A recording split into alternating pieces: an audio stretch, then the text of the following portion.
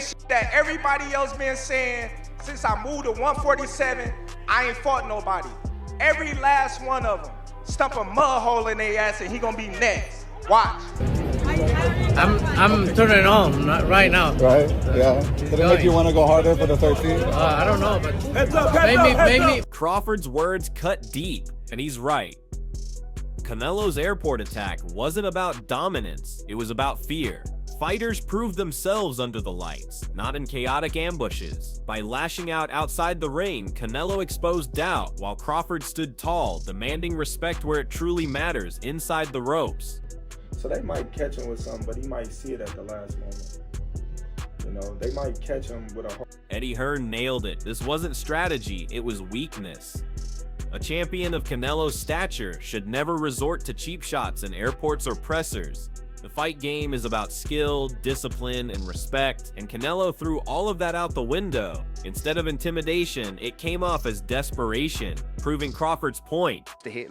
There's nothing that happens where he adapts to during a press conference, so I thought it was a bitch move, to be honest with you. Stephen Edwards brought balance to the debate, but his core message was clear. Canelo was wrong. No matter how strong your chin is, fights are decided in the ring, not in scuffles at airports. Crawford can hurt Canelo, and that's what frightens him. Cheap attacks won't change the reality. In the squared circle, everyone is vulnerable. I always said I like Crawford from the very beginning of the fight. You think you can hurt him? Yep. Anybody could be hurt in the fight. Canelo got a great chin though, but anybody could be hurt on any given night. Don't ever think a guy can't be hurt, man. Crawford's calm response speaks volumes. He's not rattled, not shaken, just focused. By calling Canelo's airport stunt a shame, Crawford stripped away the intimidation factor. Fear, zero. Respect, earned only in the ring. And Crawford made it clear Canelo hasn't proven superiority, and outside the ring antics won't change that truth. You're not going to feel apprehensive when you get in that ring against him? Fear? No. I will for you, and I'm not even you. That's cool. But can you accept he's better than you at anything or not? No, because he ain't. And Crawford isn't standing alone. Seasoned voices in boxing echoed the same verdict on Canelo's actions. Duke McKenzie summed it up perfectly. Class is the difference. Canelo lowered himself with an airport attack, while Crawford kept his dignity intact. Inside the ring, skill and class prevail, and Crawford holds the edge in both. McKenzie's backing reflects what many believe. Crawford isn't just the better boxer, he's the better professional. In my opinion, in this fight, Canelo is not head and shoulders above Crawford in terms of class.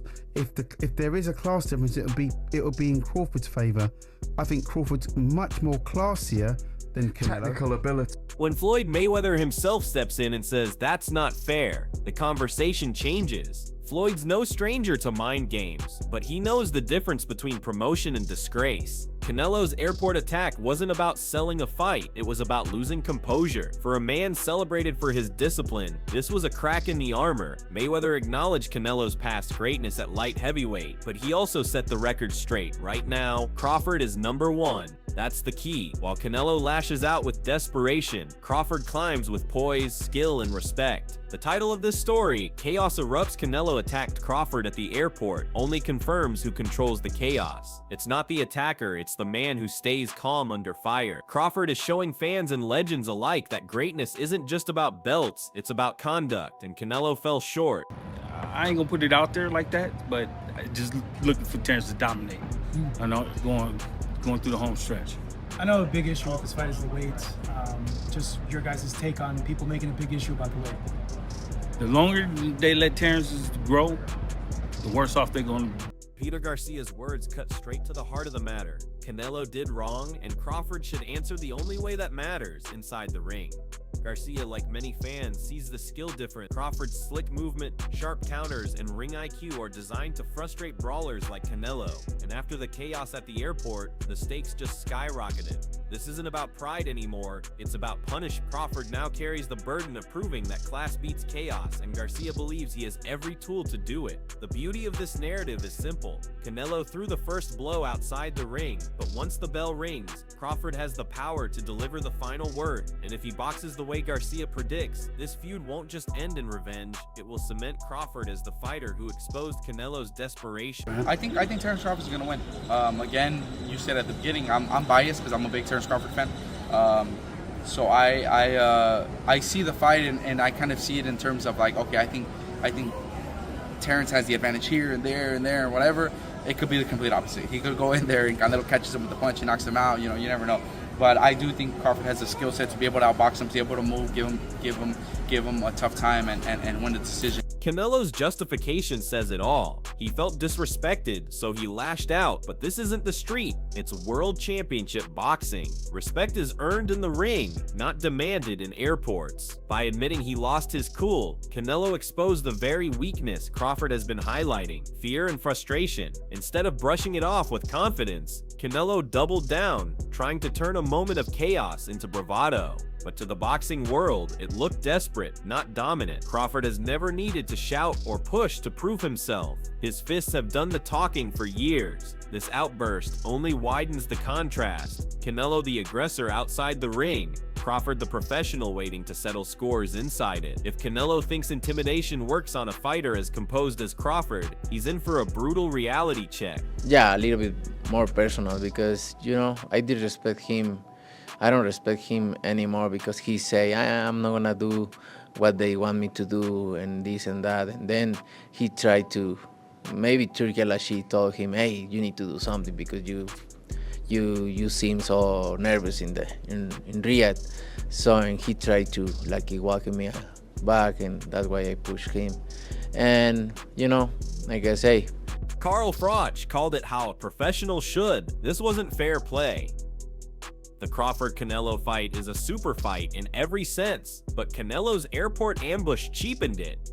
Froch knows better than most when emotions boil over outside the ropes, it can unravel you inside them. He admitted it could go wrong for Canelo, and he's right. Crawford isn't rattled, he's fueled. The more Canelo lashes out, the calmer and sharper Crawford becomes.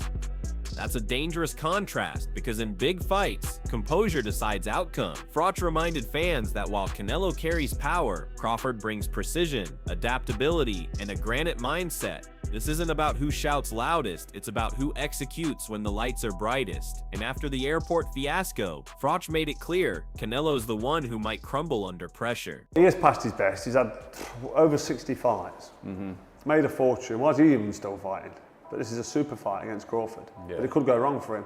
He could end up losing. Roy Jones Jr. couldn't have summed it up better. If Canelo tries to box Crawford, he'll get beat, period. Roy knows the game at the highest level, and he recognizes Crawford's ability to make great fighters look ordinary. That's the essence of this feud. Chaos outside the ring, class inside it. Canelo might try to bully, to rough up, to intimidate, but none of that matters once this bell rings. Crawford's skill set is built for dismantling fighters who lose their composure, and right now, Canelo looks like a man slipping. Roy's words highlight the reality. The answer to Canelo's outburst won't come from excuses or bravado. It'll come from Crawford's fists. And if Crawford delivers the punch-perfect performance many expect, the attack at the airport will become the defining symbol of Canelo's decline, not his dominance. Chocolate late at night, who's already been nibbling at his chocolate fingers. You'll get through the whole packet tonight, won't They're you? gone, they're already gone, mate. Yeah, they're gone. They didn't last long.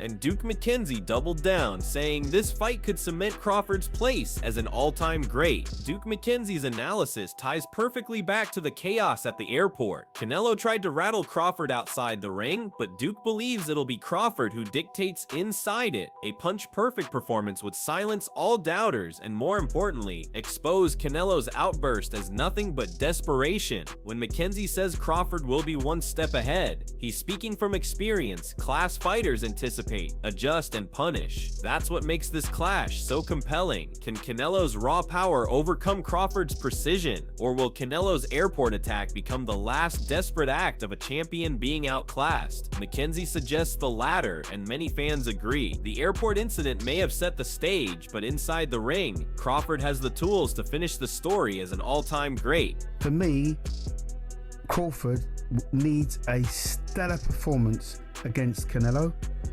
He's delivered brilliant performances before, Crawford, but this fight for me will cement him as an all-time great. And I think what you're going to get from Crawford in this fight is an absolute punch-perfect performance.